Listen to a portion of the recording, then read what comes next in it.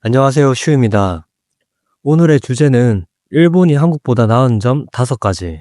욕먹을 각오하고 솔직하게 이야기해 보려고 합니다. 제가 일본에서 지내면서, 이건 좀 부럽다 하면서 느끼는 것들이 있거든요. 각 나라 장단점이 있는데 그 나라의 장점이 우리나라의 단점과 맞닿을 때 그 점이 크게 느껴지는 것 같습니다. 그래서 제가 일본에서 지내면서 느꼈던 일본이 한국보다 나은 점 5가지를 말씀드려 볼게요. 일본이 한국보다 나은 점 첫 번째, 여유로운 도로. 일본이 도시 GDP로 하면 세계 2위인 엄청 큰 대도시인데 거리의 자동차 수는 크게 많지 않습니다. 서울에서 출근길, 퇴근길에 88 올림픽 도로나 강변북로 운전해 보신 분들이라면 공감하실 텐데 이 정도면 그냥 걸어가거나 자전거 타고 가는 게 훨씬 빠르겠다 생각할 때 많잖아요. 강남으로 가면 더 헬입니다. 그 정도로 차가 많고 그러다 보니 교통정체가 심하죠. 일본도 물론 교통정체는 있죠. 그런데 한국처럼의 교통정체는 한 번도 느껴본 적이 없는 것 같아요. 이게 그냥 저의 주관적인 생각인가 하고 찾아봤는데 도쿄 인구가 1400만이고 서울 인구가 980만으로 서울의 인구가 더 적습니다. 하지만 자동차 등록 대수는 서울이 320만 대, 도쿄가 198만 대로 훨씬 더 많습니다. 이걸 가구당 등록 대수로 나타내면 한국이 가구당 0.6이 되고 도쿄가 가구당 0.38대로 서울이 월등히 높죠. 한국이 체감상 일본보다 자동차 수가 약 2배 정도 많은 거죠. 인구도 도쿄가 더 많고 GDP도 더 높은데 왜 이런 수치가 나올까 궁금하시죠? 다음에 3가지 이유가 있습니다. 첫 번째, 차고지 증명제. 일본은 자신이 사는 곳 1km 이내에 주차 공간이 있음을 증명하지 못하면 자동차를 구입해도 등록하지 못합니다. 주차할 공간이 없는 사람은 자동차를 포기하거나 돈을 내고 주차 공간을 빌려야 하죠. 그러다 보니 자동차를 구입할 때의 허들이 한국보다 높겠죠. 두 번째, 비싼 주차 비용. 한국은 내가 살고 있는 아파트의 경우 1가구 1주차는 문제없이 무료로 할 수 있잖아요. 그런데 일본의 경우는 자기가 살고 있는 맨션에 자동차를 주차하려고 해도 주차 비용을 내야 합니다. 이 주차 비용이 작게는 2만엔에서 많게는 6만엔까지도 갑니다. 내가 사는 맨션에 자동차를 주차한다는 것만으로 한 달에 한국 돈으로 60만원을 지불해야 하는 거죠. 참고로 제가 살던 맨션은 월 주차비로 4만 5천엔을 달라고 하더라고요. 세 번째, 비싼 고속도로 비용. 일본 고속도로 비용은 세계에서도 비싸기로 소문났죠. 그림에서 보시다시피 세계에서 제일 비쌉니다. 찾아보니 한국의 경우에 서울에서 부산까지 450km 고속도로 요금이 26,000원인데 일본은 도쿄에서 오사카까지 500km 고속도로 요금이 12,600엔, 한화로 13만 원입니다. 와, 엄청 실이 비싸죠. 약 5배 차이가 납니다. 이게 제가 알기로는 일본이 고속도로가 민영화되면서 기존 도로공사의 부채를 안고 가는 조건으로 민영화가 이루어졌는데 부채를 갚을 때까지만 이 높은 가격을 받고 다 갚은 후에는 무료로 제공하겠다고 약속했거든요. 그런데 이 무료 전환 시점을 이 새끼들이 계속 미루더니 지금은 2115년까지로 연장됐습니다.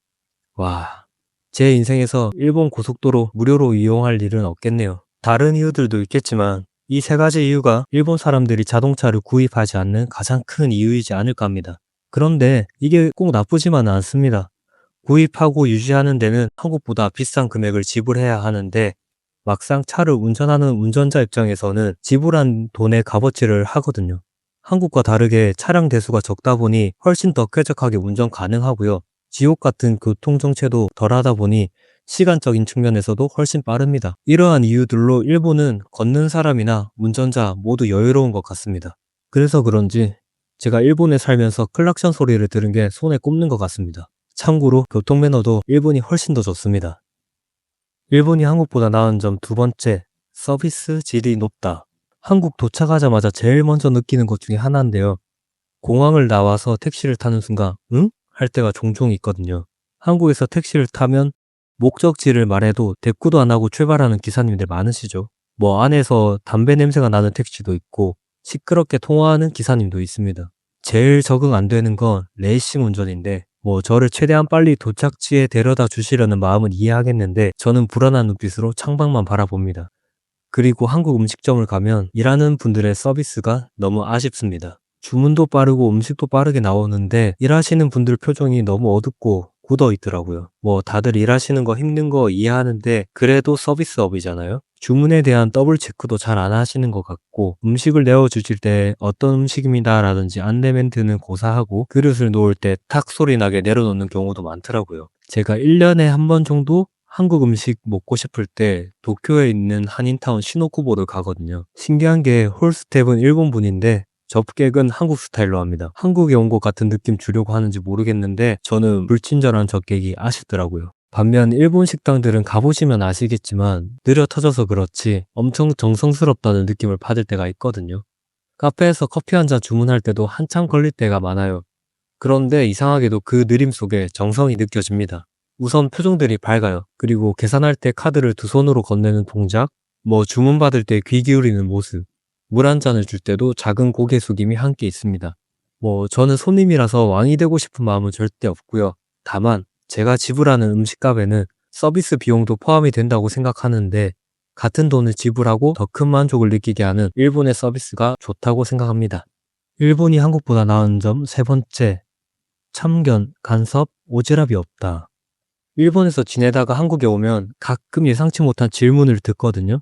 일본에서 일하면 연봉 많이 받냐? 일본 여자는 어떻냐? 만나봤냐? 한국에서 사는 집은 자가냐? 전세냐? 이런 질문들이 꼭 나쁜 건 아닌데 계속 쌓이면 감정의 피로가 오더라고요. 내가 내 삶을 설명한다는 피로감인 것 같습니다. 좋은 직장 못 가면 명절에 친척들 만나기 얼마나 피곤합니까? 이게 정이라는 이름하에 이루어지는 참견인데 신기한 게 다음 명절에 가면 똑같은 질문 또 합니다. 까먹은 거죠. 일본에서는 그런 게 거의 없습니다. 아니 아예 없습니다. 연봉이 얼마냐? 자가냐? 월세냐? 결혼은 했냐? 아이는 언제 낳을 거냐? 일본에서는 상상도 못하는 질문이죠. 이런 질문 했다가는 셀프 왕따 당합니다. 어떤 사람들은 일본이 정이 없다고 거리감이 느껴진다고 하시는데 저는 그렇게 안 느껴졌습니다. 회사에서 동료끼리는 진심 어린 배려의 말들이면 충분한 것 같다고 생각합니다. 미안할 때는 스미마생, 고마울 때는 아리가또 고자이마스, 걱정될 때는 다이조부, 수고했을 때는 오츠카레사마 데스. 이 네 문장이면 직장생활 쌉 가능합니다. 저도 처음 일본에 왔을 때는 거리감이 느껴지고 낯설었는데 지금은 일본의 스타일이 더 마음이 편합니다. 서로를 비교하고 저울질하면서 누군가는 낮아지고 높아지는 것보다 저 사람과 나는 각자의 다른 인생이 있다고 인정하는 게 더 좋은 것 같습니다. 일본이 한국보다 나은 점 네 번째, 좋은 공기. 한국에 있으면 아침에 일어나서 창문 밖을 보면서 조금이라도 흐리면 오늘 미세먼지 나쁜가? 하고 걱정합니다.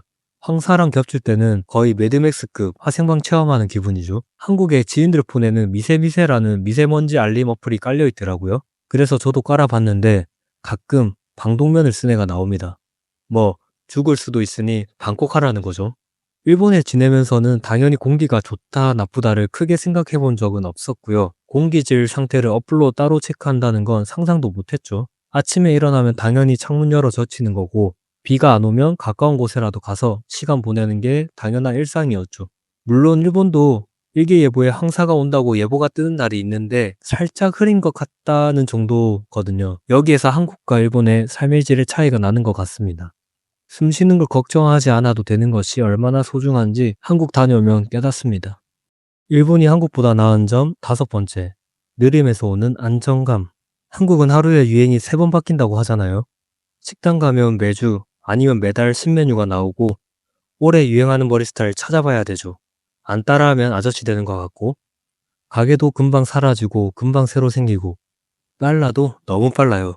이런 빨리 소모되고 사라지는 문화 속에서 살고 계신 분들 진심 너무 존경하고 한편으로 안타깝습니다. 반대로 일본은 많이 느리죠. 그냥 느린 게 아니라 변화가 거의 없죠.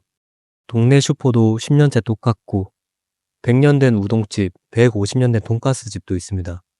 거리 모습도 제가 처음에 일본에 왔을 때랑 딱히 변함 없습니다. 현금 안 받는 가게도 많고요. 아직도 현금 사용 비율이 50%인 나라죠. 저도 처음엔 너무 답답하고 불편했는데 언젠가부터 그 익숙함이 안정감이 되더라고요. 매일 마주하는 라멘집, 현금 결제만 받지만 10년째 같은 자세로 손님을 맞이하는 카페 사장님, 작년에 입었던 옷을 입고 오는 회사 동료들, 그 안에서도 나름의 삶의 리듬이 생기더라고요. 일본이 시대에 뒤처져 보일 수도 있습니다. 근데 저는 나쁘지 않다고 생각해요. 따라가기 힘든 속도보다 천천히 익숙해지는 게 편할 때가 있거든요. 변화보다 중요한 건 조급해하지 않아도 괜찮다는 안정감 아닐까 생각해 봅니다. 네, 오늘은 일본이 한국보다 좋은 점 5가지를 말씀드렸는데요. 당연히 일본도 완벽하지 않겠죠. 답답하고 느리고 불편한 거 투성입니다. 서울은 빠르고 편리하고 열정적이고 항상 앞서 나가잖아요. 도망치듯 나온 곳에 낙원이 없다는 말처럼 어디든 사람 사는 곳은 똑같은 것 같습니다. 똑같이 힘들고 불편하고 어렵습니다. 그런 점들이 조금씩 다른 모양으로 찾아오는 거죠. 어디든 좋은 점도 아쉬운 점도 있잖아요. 그럼에도 불구하고 이런 몇 가지는 도쿄가 참 좋았습니다. 여유 있는 거리, 소비에 대한 만족, 서로 간섭하지 않는 분위기, 맑은 공기, 그리고 변화보다 익숙함을 존중하는 사람들. 이런 점들이 타지 생활하는 저에게 작지만 꽤 큰 위로였던 것 같습니다. 오늘도 편하게 들어주셔서 감사드리고요. 너무 일본 좋은 이야기만 했다고 욕하지 마시고요. 다음번에는 한국이 일본보다 좋은 점에 대해 이야기하면서 일본 민낯을 까보도록 하겠습니다. 네, 오늘은 여기까지고요. 모두 빠잉.